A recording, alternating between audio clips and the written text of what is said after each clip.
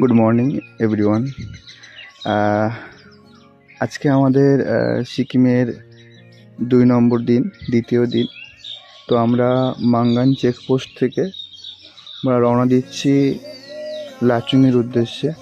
কিন্তু এই যে রাস্তা দিয়ে যাচ্ছি মাঙ্গানের সাইড দিয়ে, এই রাস্তার ধারে যে ঘর বাড়িগুলো ভেঙে ভেঙে পড়ে আছে, একটা সময় কিন্তু সবাই বসবাস করতোই।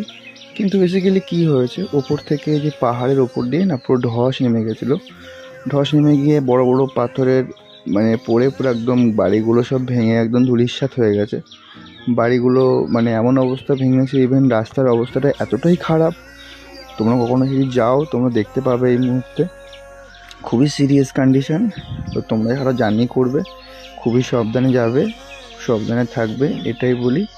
তো এই পর্যন্ত ভিডিওটা, বাই বাই।